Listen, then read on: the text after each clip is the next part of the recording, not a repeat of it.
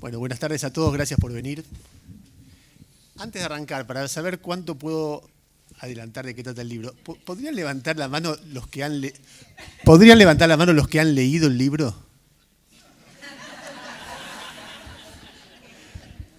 O sea que podemos hablar de lo que trata sin spoilear nada, como dicen ahora los chicos.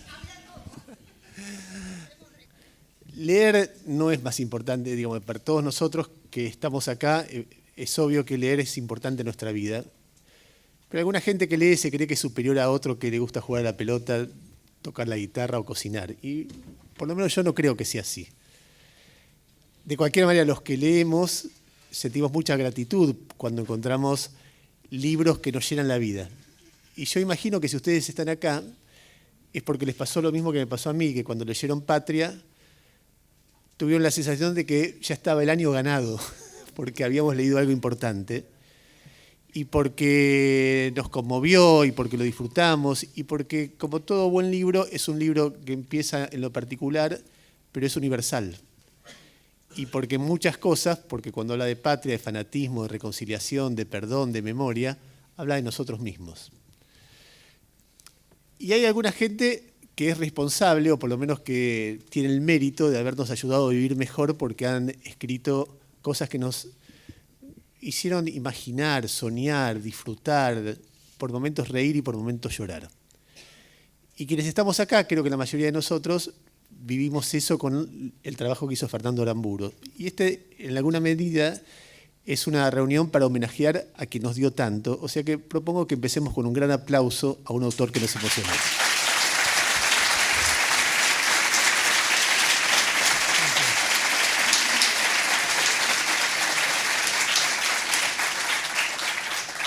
Muy bien, ahora nos podemos retirar. No. Lo que vamos a hacer ahora, yo le voy a hacer alguna serie de preguntas a Fernando sobre el libro, a partir de palabras que para mí son muy significativas de ese libro y que nos unen tanto como argentinos a ese libro que trata de un problema vasco. Y a partir de ahí vamos a ir charlando y sobre el final de la conversación algunos de ustedes van a poder hacer alguna pregunta. La primera palabra que surge es la palabra del título, que es patria. Y yo le quería preguntar a Fernando por qué la eligió, qué significa patria para él, qué le genera la palabra, si le genera alegría, esperanza, futuro, o si le genera cierta precaución. Así que, bueno, esa es la primera pregunta. Sí, buenas tardes, lo primero de todo, pero antes de nada tengo que aclarar que yo no he leído mi libro, a pesar de que levanté el brazo. Era mentira.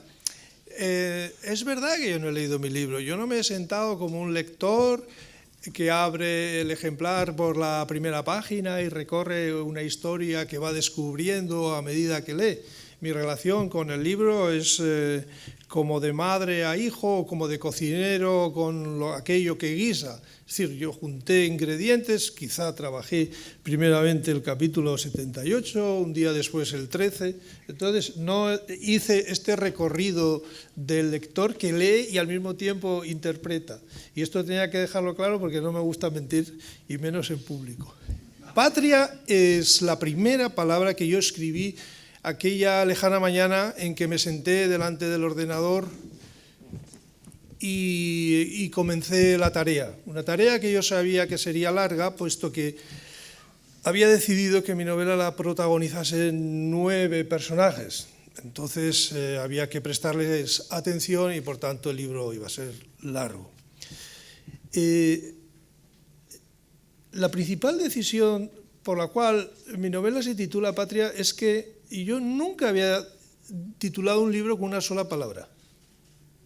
Esto es una decisión arbitraria, como tantas que uno va tomando durante el proceso del trabajo.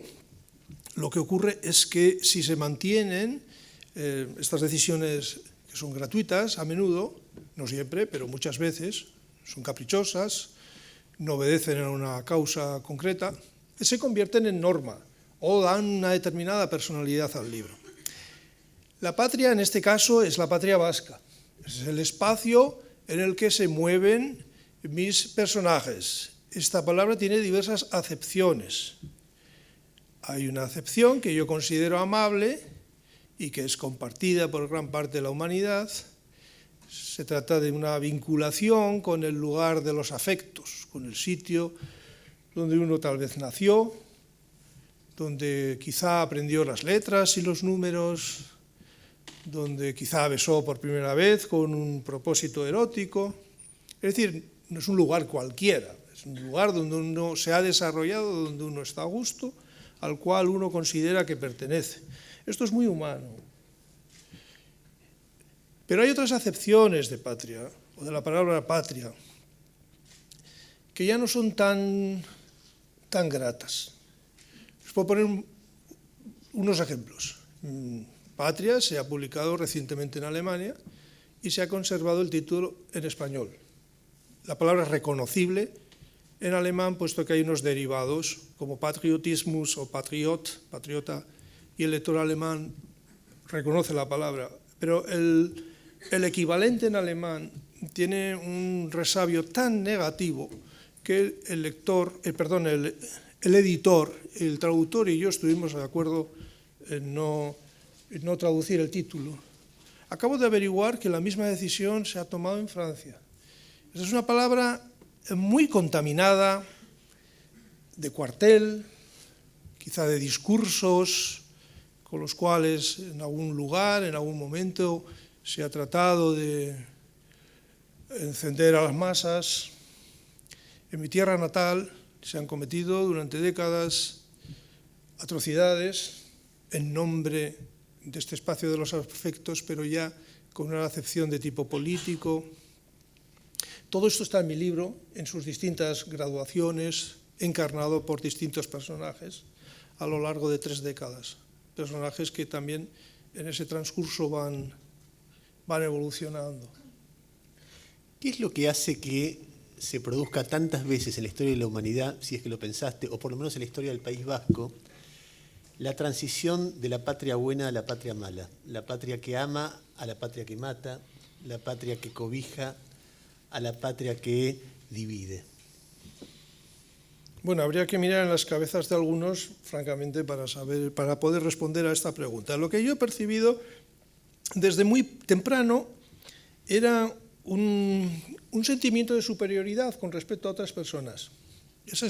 Ya en mi infancia yo ya percibía este sentido discriminatorio frente al inmigrante, frente al español de otras regiones. Esto pues sigue presente, quizá ha ido variando con el tiempo. Es decir, que el nacionalismo en el que yo he estado cercano desde la niñez es de tipo supremacista. De hecho, estos movimientos vascos o catalanes son en realidad como rebeliones de ricos, de gente que vive en un nivel de vida muy elevado. Entonces, no es cierto que haya una opresión o que haya miseria o que haya unas cuestiones sociales candentes. Esto no es cierto, ¿no? El nacionalismo vasco nace con un criterio racial. No hay más que leer los textos racistas de su fundador y impone desde el principio un filtro. Todo nacionalismo funciona imponiendo un filtro social por cuyos orificios solamente pasan unos determinados ciudadanos, un tipo concreto de ciudadanos que son los genuinos, los puros, los que merecen vivir o estar en este espacio que se quiere crear y que tiene la forma como de un jardín, con una muralla, con una pared que desea aislarse de lo que no es lo que se considera genuino o propio. Si esto tiene una base sentimental muy grande e induce a comportamientos de tipo fanático, incluso religiosos. Esto es como una fe. Cuando esto entra en política, genera enormes conflictos. Y la historia de Europa pues, está llena de sangre precisamente por esto. Si uno lee la historia de Europa, pues verá que es una sucesión de enfrentamientos entre reinos, regiones, cada cual disputándose un espacio, defendiendo su identidad, su idioma de una manera violenta, en fin, hemos estado así pues, desde hace siglos, ¿no? Yo he vivido en este ambiente y afortunadamente no caí en él, nunca me convenció. Al principio hablaste de personas que se consideran superiores porque leen. Yo no se lo creería, a mí no me convencerían este tipo de personas. A ver, para las pocas personas que no leyeron el libro, les voy a contar hasta donde se puede, de qué se trata, y para dar pie a la siguiente palabra. El libro es la historia básicamente de dos mujeres de un pequeño pueblo, en el País Vasco, donde se produce la violencia política liderada por la ETA. Y ocurre en ese pequeño pueblo que el hijo de una de ellas se transforma en militante y en un miembro de una célula de la ETA, y el marido de la otra, son íntimas amigas desde que nacieron en el mismo pueblito, es asesinado por la ETA. Y entonces entre ellas dos se instala, que es la segunda palabra, el rencor. Es un libro que está atravesado por el rencor, por gente que se mira torcida todo el tiempo y mal porque tiene cuentas pendientes y sospechan unos de otros y tienen recuerdos bellísimos que se transforman en presentes horribles.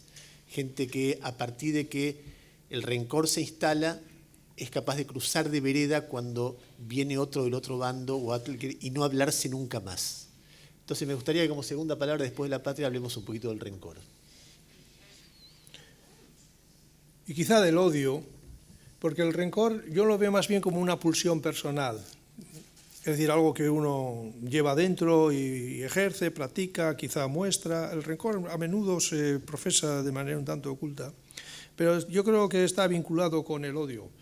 El odio en algunas sociedades, por desgracia, es infundido de manera colectiva por medio de una determinada propaganda, de la prensa. Es allá donde prepondera el nacionalismo existe el enemigo. No hay nacionalismo sin enemigo, puesto que siempre hay que excluir a alguien. Alguien sobra, a alguien hay que expulsar de la comunidad. Y esto se puede hacer de diversas maneras, por ejemplo, haciendo que se marche. Otra forma es induciéndolo al silencio. Otra manera es liquidándolo directamente, que es la manera más extrema, pero de esta manera las piezas van saliendo del tablero y el tablero se va quedando precisamente para aquellos únicos que deben estar en él. En un pueblo pequeño, como el de mi novela, todos los lugareños, los habitantes se conocen. Es muy fácil que un grupo que está imponiendo su proyecto, pues controle, domine a la población. Es imposible la disidencia. Si uno discrepa de la tendencia hegemónica, pues vamos a decir que los cristales de sus ventanas no durarán ni medio minuto. Si regenta una taberna, pues se la quemarán, se la destruirán. El miedo dicta comportamientos de supervivencia, es lo que hemos tenido. Entonces, a menudo se sabe que una persona pues no traga con la tendencia hegemónica, se le mira mal, se le odia, está de alguna manera contaminando el paisaje, los afectos, la patria, se ejerce el acoso, el insulto, se le hace la vida difícil y además se le hace culpable de su condición de víctima. Bien, yo estoy aquí teorizando, yo no soy un experto en conductas humanas, lo que yo hice fue canalizar esta experiencia que yo he tenido, yo soy un testigo cercano, en medio de una sociedad en la que imperó el odio y hubo mucho rencor, pues yo he canalizado pues, esta experiencia mía que he tenido, pues por medio de la literatura. ¿De acuerdo? Yo no teorizo, lo que yo hago es narrar, describir vidas humanas. En medio de tanto rencor y tanto odio y tanta patria y tanto fanatismo, hay personajes que se definen por la opción contraria, que es el amor. Hay un personaje que para mí, me imagino que para muchos de los que están acá ha sido muy significativo, que es el personaje de Arantxa, que es una mujer que en un momento por un ACV queda paralítica, que no puede hablar salvo por su iPad, y que empieza a tejer para que todos los que se odian en un momento empiecen a tener algún tipo de vínculo. Cuando en una sociedad se instala el fanatismo, el odio, las verdades únicas, la marginación de los disidentes, las tendencias dominantes es tan fuerte que lo que suele pasar es que van generando fuerzas de odio y de rencor con la misma fuerza y en sentido contrario. Porque el odiado, el marginado, se vuelve odiador también. Y es muy difícil en esa dinámica que aparezcan personas en las cuales encuentre que la moderación, mantener la convicción, que la humanidad surja en medio de tantas ideas extremas. ¿Se puede? Sí se puede, y de hecho ha habido ejemplos magníficos de personas que plantaron cara, que postularon la convivencia. Esto no ha faltado nunca. Nunca se produjo una venganza por parte de las víctimas. Sí, hubo manifestaciones virulentas o, en fin, incluso con cierta agresividad retórica, pero jamás una víctima o un familiar de una víctima se valió del ojo por ojo. Esto ha sido algo verdaderamente maravilloso y de hecho yo creo que finalmente aquellos que mantuvieron la dignidad humana y los principios de la convivencia democrática triunfaron, bien que con la ayuda de la policía, naturalmente. Pero gracias a ellos tenemos ahora en quiénes reflejarnos, en quién tomar ejemplo. Fueron constantes en postular el amor, vamos a decir, o en todo caso la convivencia. Ya a finales de los 80 se fundaron las primeras asociaciones contrarias al terrorismo o a la violencia. Hay unas diferencias terminológicas según en qué posición política o ideológica se sitúa alguno, ¿no? Y por otro lado no veo por qué tenemos que resignarnos. Bien, es verdad también que ha habido personas que han pagado con su vida su valentía. Pongo, por ejemplo, algunos periodistas que fueron asesinados precisamente por usar la palabra en público y discrepar de los violentos y desmitificar sus argumentaciones. Esto sí ha ocurrido. Y gracias a esto pienso yo que hay cierta posibilidad de rehacer los lazos afectivos. Ha habido escenas verdaderamente emocionantes. Se han dado incluso escenas de abrazos entre una viuda de un asesinado y un miembro del comando que asesinó a aquel señor. Esto es muy subjetivo, esto no se puede exigir. Es imposible teorizar sobre estas cuestiones que son tan íntimas. Pero cuando se producen, cuando se da un acto de perdón, si es que se da, y parece que es sincero, eso tiene una repercusión pedagógica muy positiva para la sociedad. Porque nos humaniza y porque nos demuestra lo que vos preguntaste, que es posible que estemos juntos aunque no pensemos lo mismo o no sintamos lo mismo.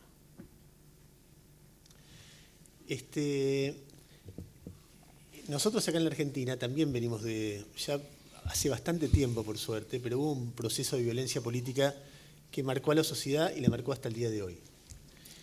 Y ese proceso de violencia política generó mucho dolor, por momentos también muchas verdades únicas. Y hay una palabra que por ahí en España y en la Argentina se vive de manera distinta, que es la palabra memoria.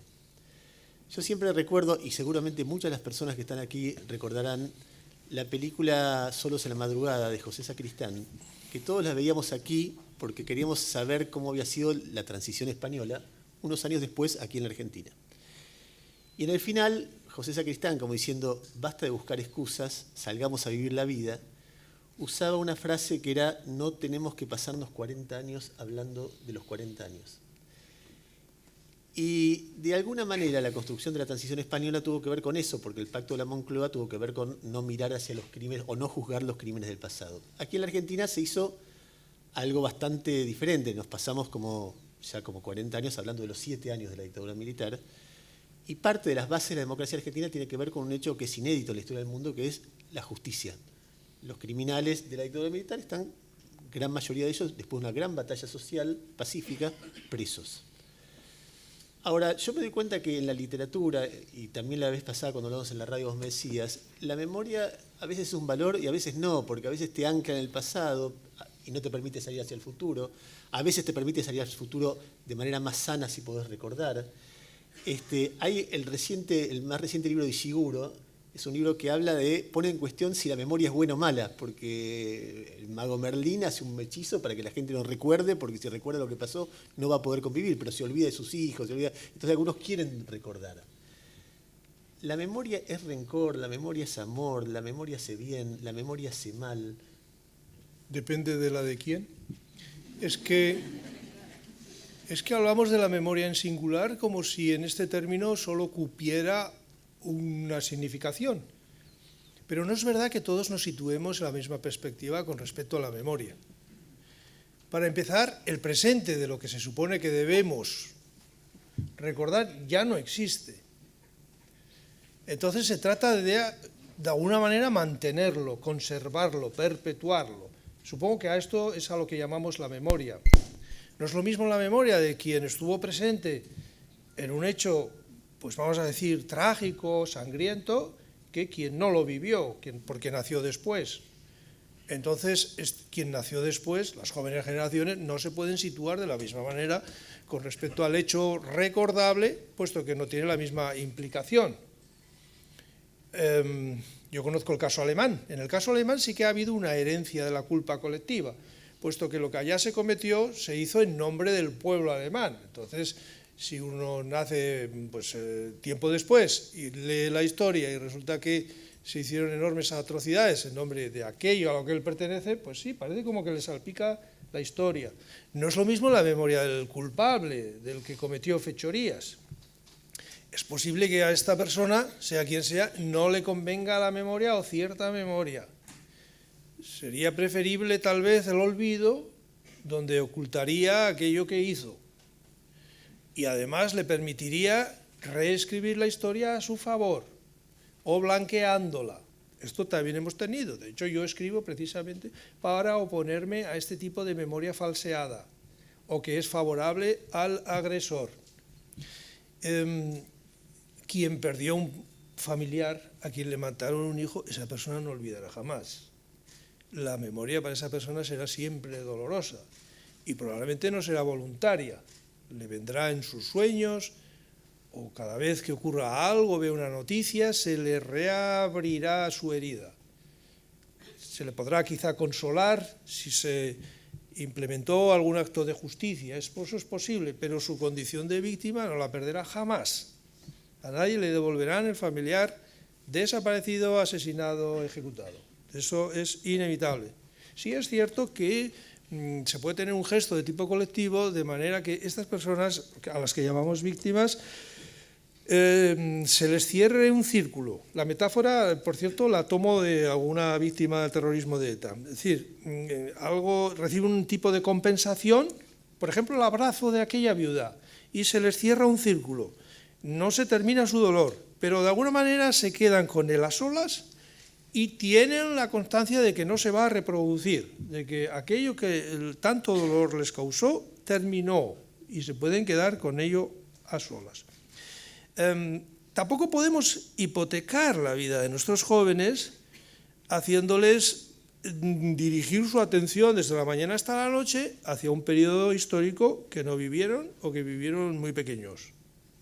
Pero sí creo que tienen derecho a la memoria, o sea, a que quienes estuvimos allá les construyamos la memoria.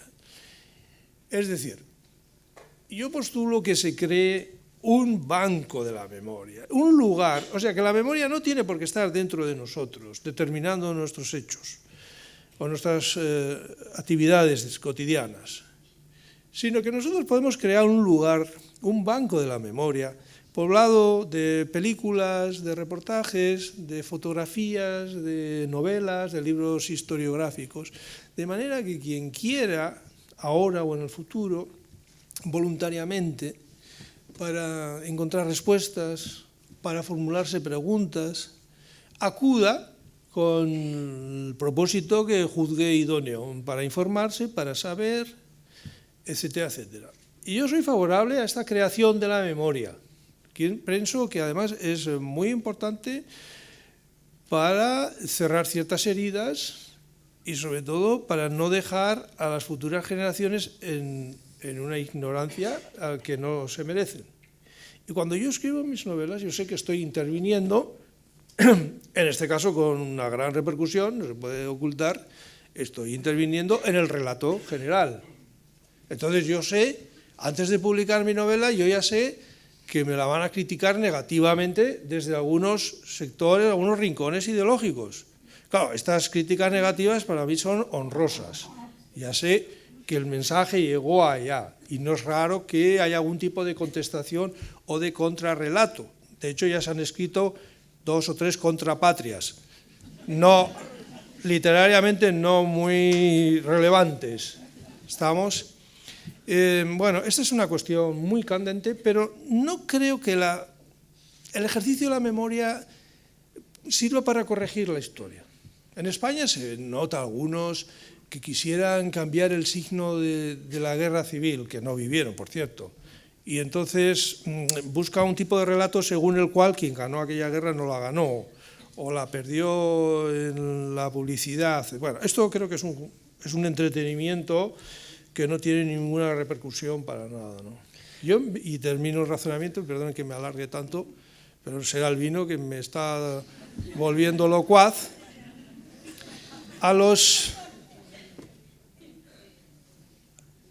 Tengo que recordar, estamos hablando de la memoria y ya no me acuerdo ni de mis propios hechos.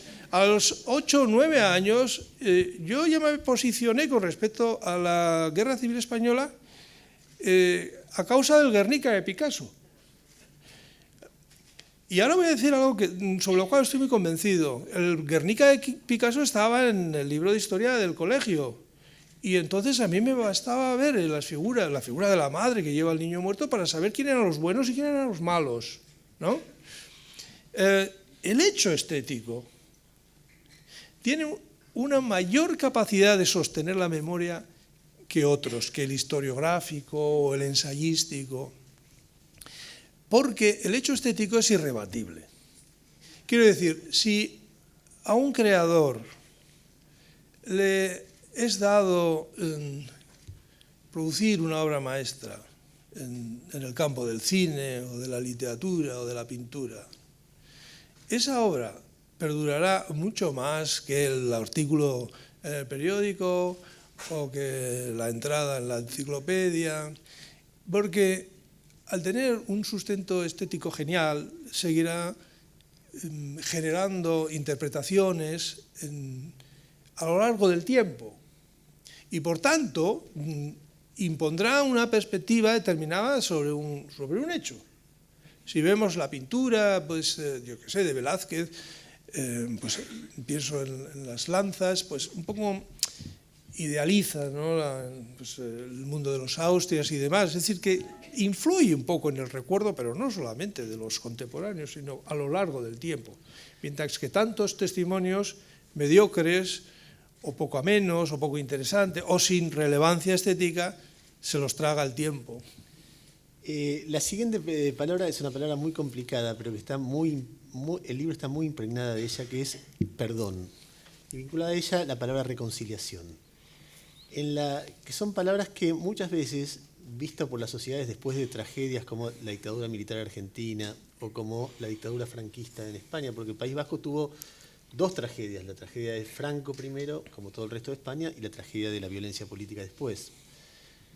Y sin embargo de eso, en los 2 casos, en España, en algún momento la palabra perdón y reconciliación apareció. Yo me acuerdo que en una de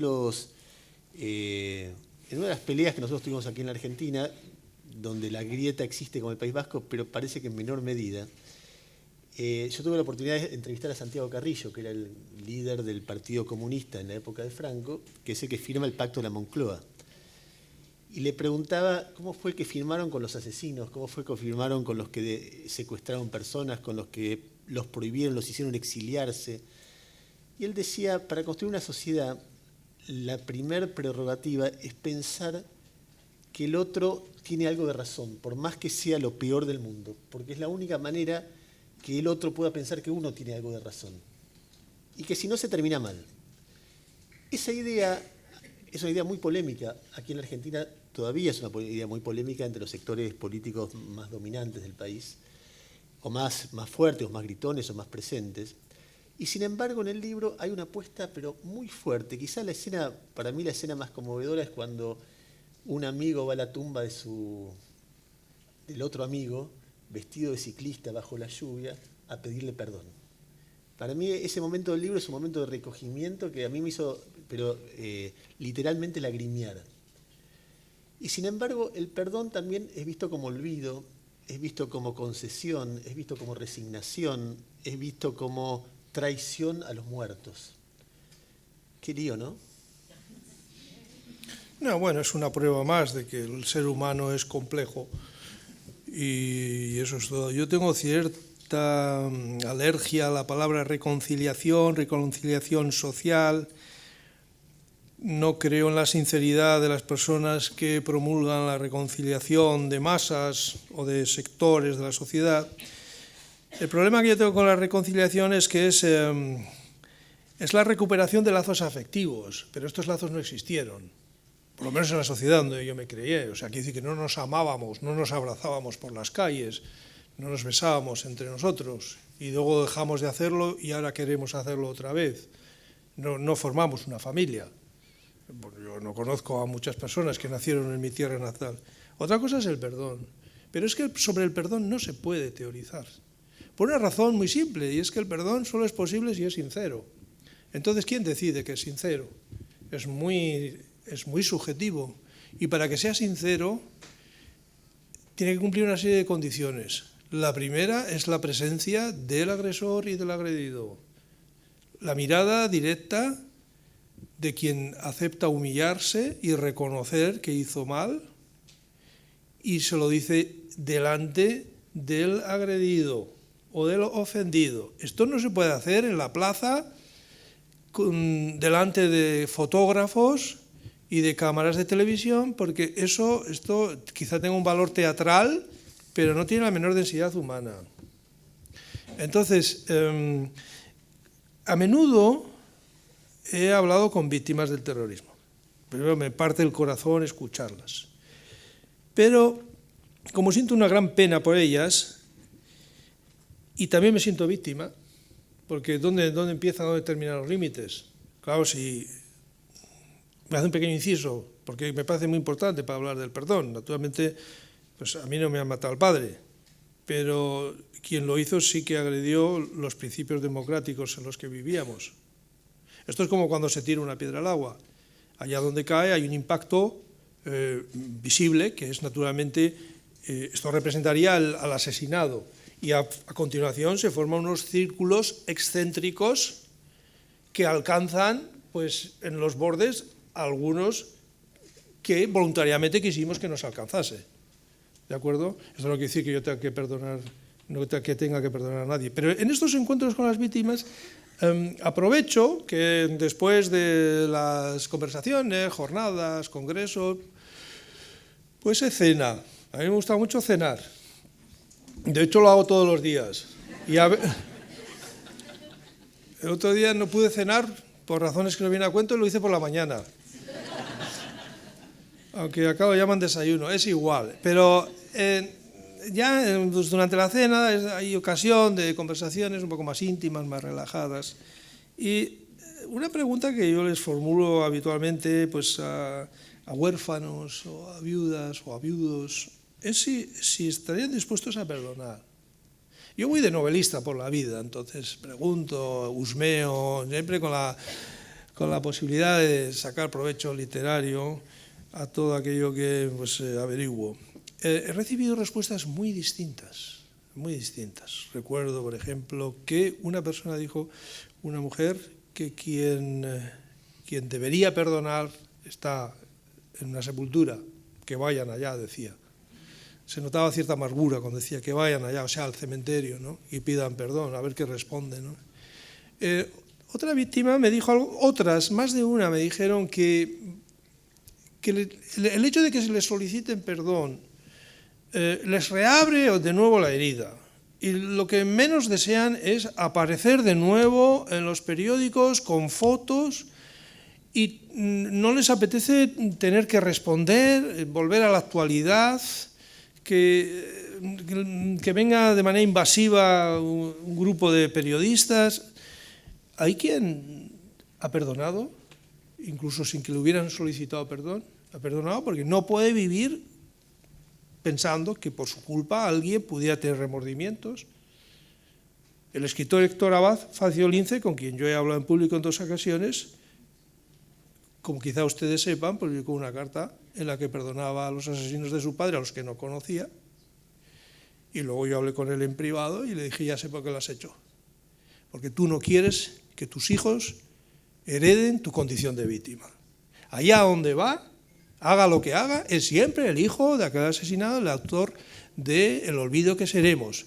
Y escribe un libro y es igual. Siempre le recuerdan por esa condición. Y esto se convierte en una especie de bola de estas de hierro que llevaban los prisioneros en el siglo XIX. O sea, es algo de lo que no puede escapar. Entonces, venimos aquellos que no hemos sufrido de una manera directa la violencia, el terrorismo, y empezamos a teorizar cómo deben hacer, cómo no deben hacer. Bien, dicho esto, voy a añadir otra cosa.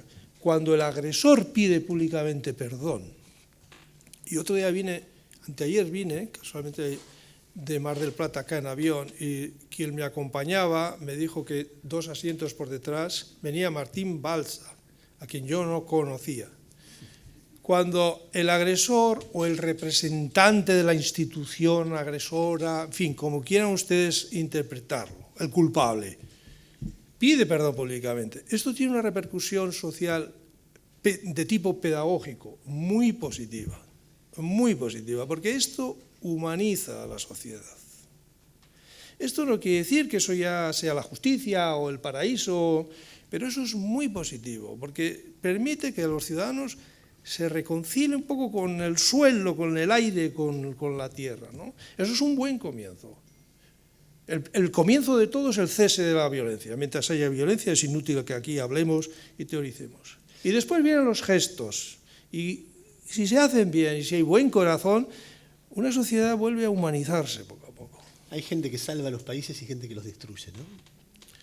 Hay gente mala, pero yo creo que la mayoría de las personas tienen buen corazón, si no, no podríamos estar juntos. Pero claro, el malo siempre se lleva las fotos y los focos, las luces, el interés, etcétera, ¿no? Porque no existe una historia de la humanidad centrada en la bondad. La bondad no genera noticias, no genera episodios. Una novela no es posible sin conflictos, sin problemas, sin deseos incumplidos. Leemos para saber quién asesinó a la mujer de la página 4, ¿no? Los que saben hacer revistas de espectáculos dicen que una muerte vende más que un casamiento, y que un nacimiento y un divorcio más que un casamiento. Se me acumulan las preguntas, pero voy a hacer de mi parte una más, así la gente tiene tiempo para preguntar también. ¿No hay nada que vos le reconozcas a los militantes de la ETA? Quiero decir, ellos empiezan la lucha contra Franco, es decir, contra una dictadura, y eso obligaba a gestos de arrojo y de heroísmo, algunos de los cuales eran festejados por toda la población que los rodeaba. Vos la vez pasada yo te decía que a mí me había sorprendido una escena del libro, que fue una escena real, que Franco había designado a su sucesor y le metieron un bombazo, el auto voló por los aires y entró por el hueco, en un patio interior. En un patio interior del edificio, y que en las fiestas vascas se hacía con un baile que rememoraba ese momento del bombazo contra, ¿cómo se llama? ¿Vargas Carreño era el nombre del...? No, Carrero Blanco. Carrero Blanco, exactamente. Carrero Blanco, sí. Y después, aún después, con todo lo que pasó, eran gente que se jugaba la vida, que se quedaban presos durante años, que eran golpeados, que eran que morían también, en función de una idea, porque no lo hacían en función de la riqueza, de la fama, del progreso profesional, sino de la entrega por algo abstracto, que era lo que ellos consideraban patria. ¿No hay algo valioso en eso? Valioso no creo que sea el término adecuado. No es la primera vez que digo en público lo siguiente, y lo vuelvo a decir porque estoy plenamente convencido de ello. No hay ningún ser humano, no hay ninguna persona que habiendo cometido una atrocidad, e incluso en el momento en que la comete, deje de ser humano. Esto es una convicción que yo tengo y que profeso. El ser humano está hecho como está hecho. Por la mañana acaricia al perro, por la tarde comete una atrocidad, por la noche besa en la frente a la madre. Estamos hechos así, no somos planos, tenemos facetas, rincones, contradicciones. También he comprobado en multitud de ocasiones que estos muchachos, atiborrados de ideología, fanatizados, con cerebros colonizados por gente muy espabilada que les inoculó una gran verdad, consideran que están haciendo un bien. De la misma manera que el muchacho que se explota en el mercado de Bagdad o de Kabul, pues está ganando el cielo y está protegiendo o defendiendo su religión. En suma, está haciendo algo bueno, está ganando méritos para subir al cielo rápidamente y disfrutar de 75 vírgenes en la gloria. Yo no sé para qué le servirán, pero vamos a decir que el premio parece interesante. Pero no ha ido allá con su bomba alrededor de la cintura para cometer el mal. Esto no lo hacen. ¿Cuál era la última parte de la pregunta? No, era eso, si no le reconoces algo, no le reconoces heroísmo, arrojo. Sí, no, claro, sí, todo lo que dije ahora es simplemente un prólogo para lo que viene a continuación. Y eso también lo he dicho en público. La primera vez en una tertulia de televisión a todos se les subieron las cejas, pero luego se les bajaron cuando argumenté. Visto así de una manera sosegada e incluso fría, yo creo que estos terroristas son víctimas. No son víctimas de la misma naturaleza que aquellas personas que son víctimas por su culpa y por su acción. Esto no puede ser. Y unas víctimas no contrarrestan o anulan otras. Ojo con esto. Pero a mí, y esto lo he dicho más de una vez, y lo digo y lo repito, a mí me parecen, como seres humanos, me parecen fracasados. Es decir, una persona que podría haber disfrutado de la vida, tener una familia, yo no sé, triunfar en el deporte, o pintar buenos cuadros, o cultivar la huerta, leer buenos libros, en lugar de eso agarra una ametralladora, se dedica a matar a personas a las que a menudo ni conoce personalmente, pero le han dicho tienes que matar a ese, luego los agarran, pasan 28 años en la cárcel. Para mí son víctimas, o sea, víctimas de, pues eso, del torbellino en el que se metieron o del manejo mental que ejercieron sobre ellos. Y en cierto modo también me dan pena, no es la pena realmente de corazón que me producen las víctimas directas del terrorismo, pero sí me da pena que el ser humano atraviese por la vida o viva su cupo de años realmente haciendo eso y terminando tan mal. Y además para nada, por lo menos en mi tierra natal, esta gente, después de matar a 850 y tantas personas, no ha logrado nada. Lo que se ha podido lograr en el campo de la autonomía o de las competencias autonómicas, todo se ha logrado por vía de la negociación con el gobierno central, etcétera. Para nada. A ver, antes de dar pie a las preguntas, voy a decir algo que creo que la mayoría va a entender. Para que haya más tiempo para las preguntas, una pregunta es algo muy sencillo, es una oración que arranca con un signo de interrogación y termina con otro. A lo sumo puede tener una oración chiquita de introducción, pero no un párrafo, no dos y mucho menos más de dos. A ver, arranque. Gracias. Mi nombre es José. Primero quiero presentar una discrepancia con Ernesto porque me sentí discriminado. Yo no pertenecía a ninguna de las dos categorías que señaló porque yo estoy leyendo el libro. Está bien. Lo cual presenta una dificultad, ¿no? Y mis preguntas son cortitas, empiezan con signo de pregunta, pero son tres. Primero, en su época de plenitud, ¿qué cantidad de combatientes tuvo la ETA? Segundo, por lo que he escuchado acá, sé que no es así, pero a mí me ilustraría mucho saber cuál es el combustible ideológico concreto de los militantes de la ETA.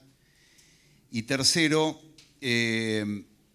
entiendo que en la Argentina hubo un abuso de la memoria y le quería preguntar a Fernando cómo compara el uso de la memoria con la necesidad de la historia.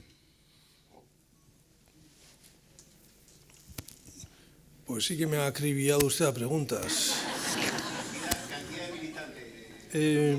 La primera, bueno, tiene usted que tener en cuenta que ETA era una organización clandestina, es decir, que no había unos prospectos repartidos en lugares adecuados donde la población se informaba acerca del funcionamiento interno, etcétera, ¿no?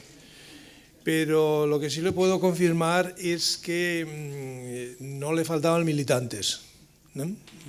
Había un atractivo estético incluso, y le sobraban jóvenes deseosos de defender la patria y de conseguir los objetivos, que era la segunda pregunta que usted formuló. Los objetivos estaban resumidos en lo que se llamaba la alternativa CAS, que son la territorialidad, es decir, la creación de un Estado en un territorio llamado Euskal Herria, que consiste en las 3 provincias vascas más Navarra, y ya puestos pues tres territorios franceses, y más no porque ya, pero en fin, soñar no está prohibido, y esto naturalmente no se pensaba conseguir de una manera voluntaria. Algo falló, parece que la población no deseaba y entonces recurrió a la violencia. No sé cuál era. Ah, sí, y bueno, bien, quiero decir que un objetivo era la independencia de un territorio mítico que es visible en el parte meteorológico de la televisión vasca. No sé si se visto, cuando dan el pronóstico del tiempo, lo muestran justo en este territorio que no existe como unidad administrativa. Pero a mí no me parece mal. Si se mueve, todo esto se mueve en el terreno del deseo, del sueño, pues que disfruten, ¿de acuerdo? Y luego el socialismo, porque ya puestos a ambicionar, pues ya vamos a exigirlo todo, ¿no? Y por supuesto la lengua vasca como la única, y pues eso, ya está, con eso ya podemos empezar. Bueno, ¿quién más? Y en cuanto a memoria histórica, es que quizá tendríamos que meternos en unos vericuetos filosóficos que yo no sé si realmente sería capaz. Memoria e historia, pero es que la historia es el relato de lo ocurrido, no es la historia de la especie humana, en los distintos acontecimientos. O sea, la historia en realidad es memoria, es un relato, ¿no? Y otra cosa es memoria, si usted lo quiere así, como la capacidad de cada cual de recordar o de retener datos, ¿no? El exceso de memoria yo no lo termino de captar, salvo en algunas personas concretas, que están tan mal situadas en la vía pública que les llega justo el mismo tema por todos los lados. Pero yo me imagino a los jóvenes bailando en la discoteca y no los veo atosigados por la memoria. A ver, ¿quién más quiere preguntar? Allá atrás de todo. Sí, bueno. Buenas noches. Fernando, mucho gusto. Ah, sí, ahora veo. Sí. Yo disfruté muchísimo su libro. Pegalo a la voz, pegalo a la boca. ¿Ahora? Perfecto. Bueno, yo disfruté muchísimo su libro, Fernando. Mi nombre es Alberto. Pero usted sabe que yo no me detuve en el conflicto político. Yo disfruté mucho los personajes, los diálogos, lo poético del libro. ¿Y sabe qué es lo que me preocupa, o me preocupa a mí por lo menos? Es la traducción a otros idiomas. Por ejemplo, yo no me imagino Cago en Dios al alemán. Es traducible, pero el resultado sería sorprendente para el lector alemán.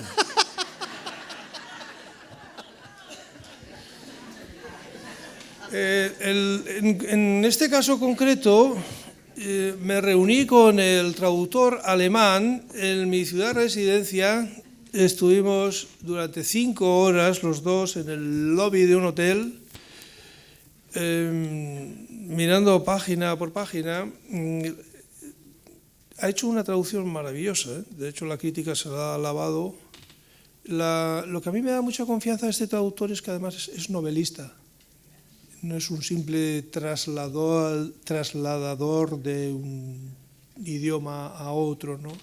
No, o sea, no se trata tampoco de traducir literalmente, sino de encontrar la expresión que en la misma situación emplearía un alemán, ¿de acuerdo?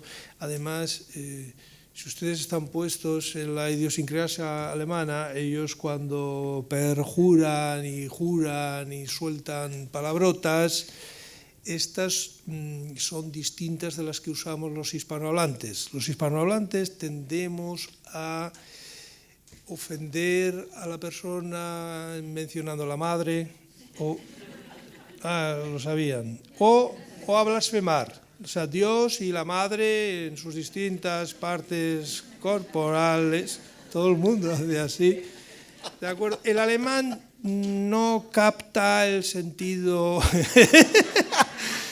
sino que vincula al ofendible con la suciedad. Por ejemplo, y además son muy poco creativos en este sentido. Entonces, asimilar a alguien con el agujero del culo es lo más ofensivo que se les ocurre. O con animales tipo el cerdo, chancho, caca. Son un poco. Ellos se conforman con las palabrotas que nosotros usamos a los 5 años. Así.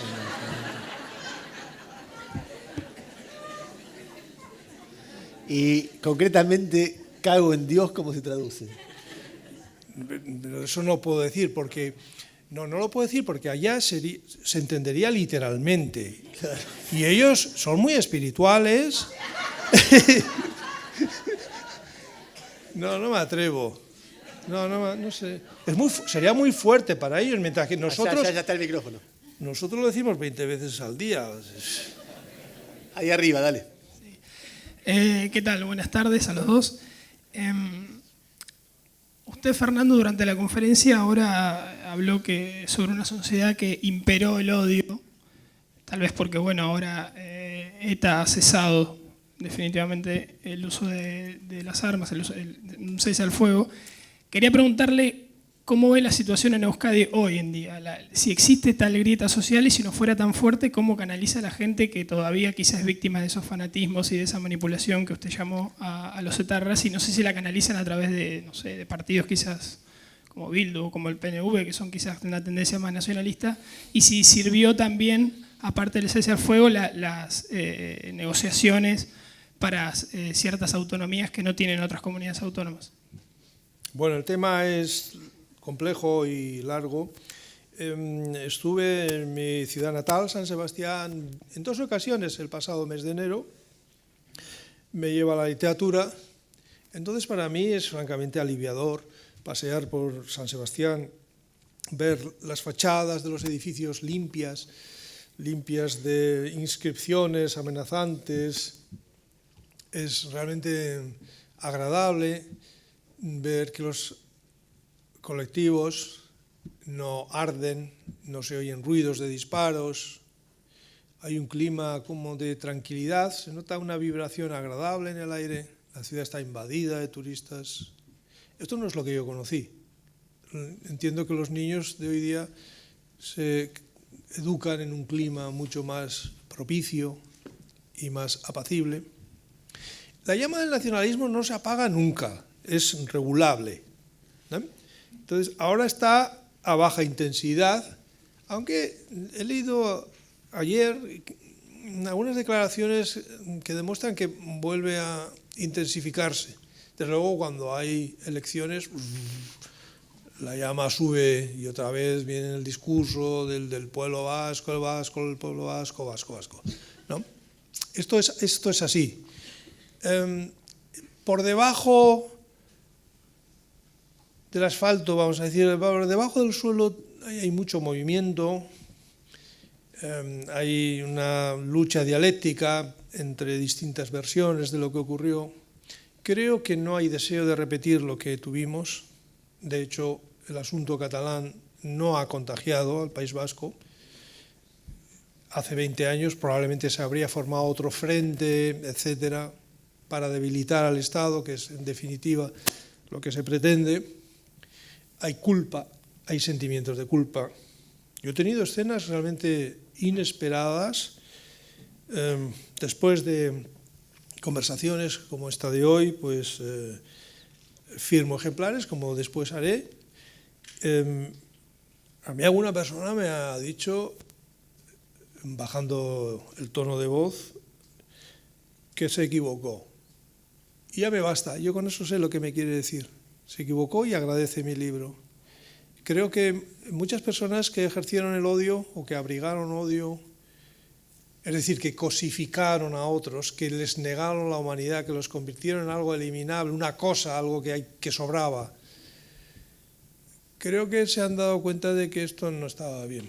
Y tienen cierto remordimiento que no exteriorizan, o lo hacen quizá en el ámbito privado. Creo que la sociedad vasca está ahora ahí ocupada con su pasado reciente. De hecho, ahora está gobernada por un partido nacionalista y otro no nacionalista. Esto, claro, esto tiene un reflejo en la sociedad, porque demuestra, entre otras cosas, que nos hemos puesto de acuerdo en resolver las cuestiones sociales en las instituciones y no en la calle a tiro limpio o con manifestaciones violentas, ¿no? Fernando, queda un poquito de tiempo. Pero tenés que levantar la mano porque... Ah, bueno. Perdona. Pero la voy a hacer. Está por ahí el micrófono, dale. Última pregunta vamos a hacer. Ah, última. Sí, bueno, sí. dale. Se nos va el tiempo. Disculpen. Aprovechen afuera cuando sale y le hacen las preguntas que quieran. Se va a quedar como hasta las 12 de la noche, tiene tiempo. Yo estoy dispuesto a responder más preguntas. Entiendan que lo de formular una pregunta escueta es para que intervenga el mayor número posible de personas. La mía es muy mala, pero muy escueta, así que no hay problema. ¿Por qué, una pregunta sobre el título, ¿por qué patria y no nación? Es decir, si hay que poner, supongo que es su decisión arbitraria y tal, pero patria, como alguien que se educó en ese País Vasco, que no significaba nada. No, porque la palabra... A Sabino Arana no funda el Partido Patriótico Vasco, por decirlo así. Es decir, la nación sí era la nación nacionalista. Patria no... Bueno, no recuerdo haber oído nunca la palabra... Solamente... ¿Por qué patria? Una curiosidad. ¿Es una decisión suya? ¿Es una decisión del editor? ¿Cómo surge? Mucho éxito. No. Ha sido un éxito. No, la palabra verídica es patria. Lo que pasa es que se usa en lengua vasca, que es la palabra berri. Hay una berri eguna, un día de la patria. Para el nacionalista la palabra patria en euskera o en vasco no está contaminada de exaltación, de cuartel, etcétera, etcétera, ¿no? A mí me gusta, elegí la palabra patria porque contiene la palabra padre. Hay un poema célebre de Gabriel Aresti, un poeta vasco, que se titula Casa del Padre, ¿no? Defenderé la casa del padre, un poema al que un amigo mío contestó, diciendo que él no defendería la casa del padre, la abriría a todo el mundo. Muchas gracias. Me están obligando a cerrar. ¿No puedo hacer una pregunta más? Una pregunta, yo lo mío no es pregunta. Con menos... Se lo decís en un ratito cuando firman los ejemplares. A ver, dale vos. Pero no depende de mí. Bueno, buenas noches. Bueno, 18 preguntas y terminamos. Una sola. Mi nombre es Silvia Ibarzábal. Yo trabajo por la concordia nacional en el país, no por la reconciliación, sino por la concordia. Mi padre fue secuestrado durante 10 meses, luego lo asesinaron, y esto ocurrió en pleno gobierno constitucional, en el año 74. Somos esa clase de víctimas, como usted dice en el libro, que estorban, que se esconden debajo de la alfombra. Yo quisiera, ya que... Hola. Mucho para hacer este libro, que es tan exitoso, si usted puede acercarme alguna idea de cómo llegar con este mensaje de concordia a la mayoría del público, ya que es un tema que nos cuesta tanto a los argentinos. Sí, pero sabe usted, yo creo que la concordia es percibida como un valor positivo. Quizá usted no nota una repercusión, pero ojo, es posible que esté alcanzando más de lo que usted percibe. No pierda la esperanza. A ver, acá hay una señora que me Es quiere... que voy a añadir un pequeño detalle. es que no todo el mundo tiene acceso a un periódico, no todo el mundo tiene una columna, no todo el mundo escribe periódicos, no todo el mundo habla delante de un micrófono, pero sí tiene sus opiniones y su corazoncito. Y es posible que usted en su actividad haya tenido más repercusión de lo que ha percibido. Bueno, me parece que me obligan a cerrar, lamento en el alma. Bien, un gracias. aplauso.